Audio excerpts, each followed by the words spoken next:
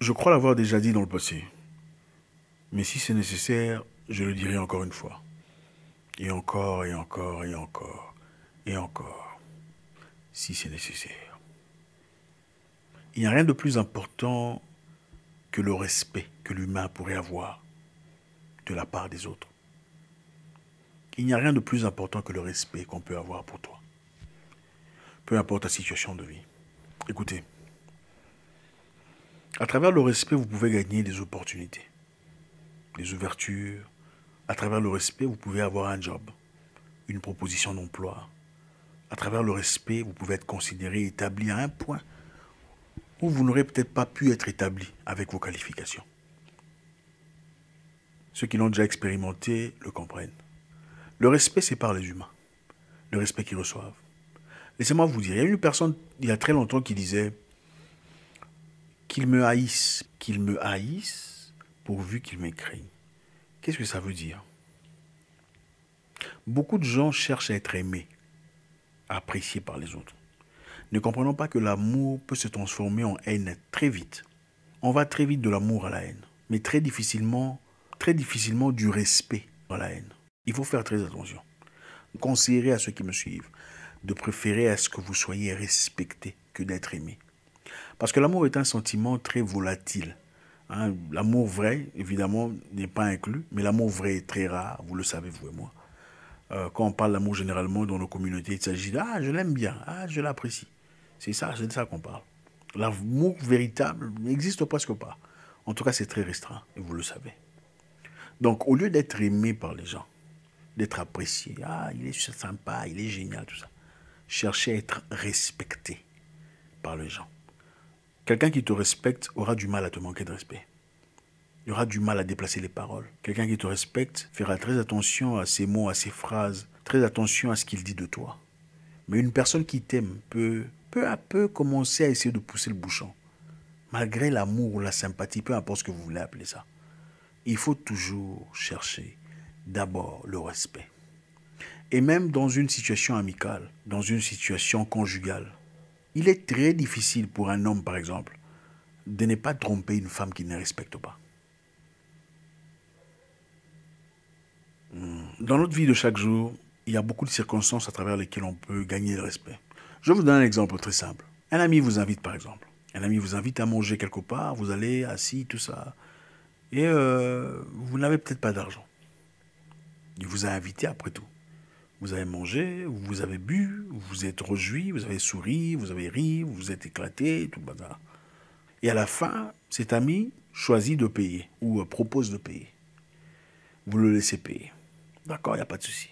Mais si ça se répète encore une fois, le même ami vous invite, ou connaissance vous invite, le collègue vous invite, vous allez manger, boire, vous amuser, et à la fin il paye encore, croyez-moi. Peu à peu, le respect va commencer à partir.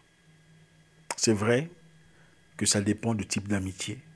Les amitiés sont très différentes les unes des autres. Mais dans la majorité des cas, quand on parle d'amis, on parle souvent d'un collègue, d'un correspondant, d'une personne avec qui on parle, une personne avec qui on traîne. La plupart de ces personnes, quand ils payent pour vous, une fois, deux fois, trois fois, quatre fois, croyez-moi, c'est votre part de respect qui commence à partir avec ces factures. Faites très attention. Il faut toujours chercher à se faire respecter dans la vie. Ce n'est pas grave s'il s'agit d'un ami proche, hein, un pote, un ami de dédain, vous voyez un peu, un vrai pote qui comprenne que tu n'as pas d'argent. Ce n'est pas grave, ça c'est autre chose, ça c'est un peu comme la famille. Les amis comme ça peuvent devenir plus que la famille d'ailleurs. Mais quand il s'agit d'une personne extérieure, une connaissance, un collègue qui t'invite, tu pars, tu manges, tu bois, tu rentres, croyez-moi, peu à peu, le respect va commencer à partir. Ce n'est pas n'importe qui qu'on demande de l'argent quand on est en difficulté. Ce n'est pas auprès de n'importe qui qu'on va solliciter de l'aide. Peu importe les difficultés que vous traversez. Vous savez, l'argent, vous pouvez en gagner, en perdre, et en regagner encore. Mais le respect, quand il est perdu, il est presque impossible de le retrouver. Et même si vous le retrouvez, ça ne sera pas la même chose. Ça sera un peu comme un verre qui tombe, qui se casse, et vous essayez de recoller les morceaux. Ça ne sera plus jamais la même chose, plus le même éclat.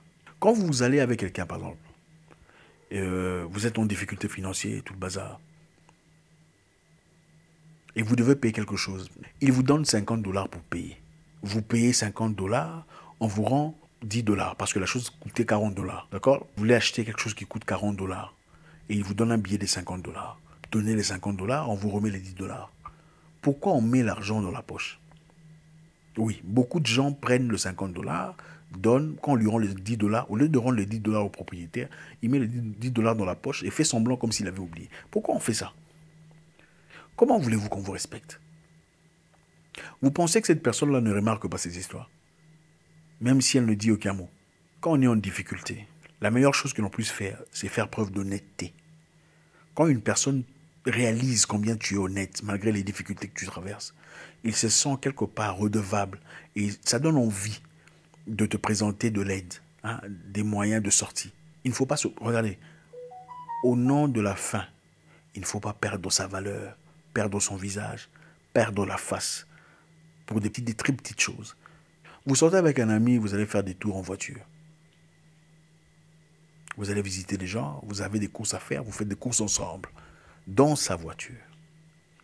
À la fin de la journée, pourquoi vous ne sortez pas un 10 dollars? Bon, mon cher, en tout cas, merci, hein, mets le carburant. Pourquoi on ne fait pas ça? Pourquoi on fait semblant de ne pas savoir qu'il faut mettre le carburant dans la voiture? Ah, de toute façon, c'est sa voiture, et puis il a un bon boulot, c'est mon ami. Qui t'a dit ça? C'est ton ami, c'est vrai. Il a une... Oui, c'est vrai, des bonnes opportunités, génial.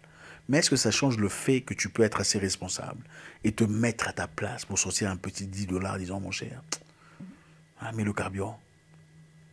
Pourquoi ne pas le faire et lui laisser la chance de dire, ah non, merci, t'en fais pas. C'est comme ça qu'on gagne le respect. On gagne le respect dans des très petites choses. La personne pourrait dire non, mais il se dit dans sa tête, ah, il a quand même proposé, ah, ce n'est pas un profiteur. Le simple fait de commencer à penser que tu es un profiteur te fait perdre la face, ta couronne, l'honneur que tu mérites. Beaucoup de gens, malheureusement, quand ils perdent le respect, et quand c'est évident, alors là, ils deviennent agressifs. Ah, tu ne peux pas me manquer de respect. Mais c'est la faute de qui? On commence à faire attention dans des très petites choses. Et on évolue avec. Doucement, doucement, doucement.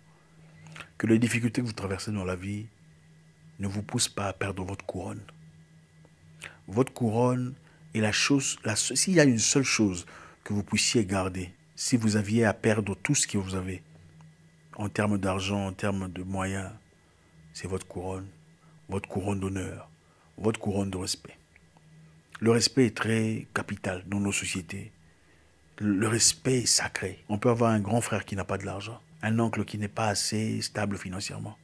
Mais quand il sait comment se tenir, on sait comment le respecter. Vous le savez, n'est-ce pas? Vous savez que l'oncle n'a rien. Ah, il n'a rien, mais ce n'est pas un quémandeur. Comme ce n'est pas un quémandeur, c'est difficile de lui manquer de respect. Mais s'il y a l'oncle là qui est quémandeur, qu'est-ce qui se passe? L'onclerie commence à mourir, n'est-ce pas? Le respect initial n'est plus là, parce que c'est un quémandeur. On choisit méticuleusement à qui il faut demander en cas de difficulté. Ce n'est pas vers tout le monde qu'on se tourne. Oh mon cher, j'ai des difficultés, je dois payer la maison, aide-moi. Ce n'est pas à tout le monde qu'on dit ça. Il y a des gens bien spécifiques. Vous connaissez ces personnes à qui vous pouvez. Et quand vous demandez de l'argent, on vous donne de l'argent pour aller payer la maison ou pour payer quoi que ce soit. Si vous aviez promis de rembourser, il faut le faire pour vous faire respecter. Ça dépend évidemment de votre relation. Il y a des gens avec qui, voilà, ça peut passer. Parce que vous êtes tellement proches, voilà, c'est... Mais si c'est une personne qui a fait preuve de bonne foi, ça ne veut pas dire qu'il faut en abuser. Il faut savoir maintenir le respect. Le respect est sacré. Le respect, c'est tout. Vous pouvez tout perdre. La face, l'argent, les positions sociales, les conditions de vie. Mais le respect va vous relever si vous en avez. Quand vous allez vous asseoir dans le salon et que les enfants commencent à changer de chaîne, vous avez perdu le respect. Quand vous allez dans le salon, les enfants regardent la télévision, vous voulez mettre l'information, tout le monde se fâche. Il n'y a pas de respect. C'est dans les très petites choses.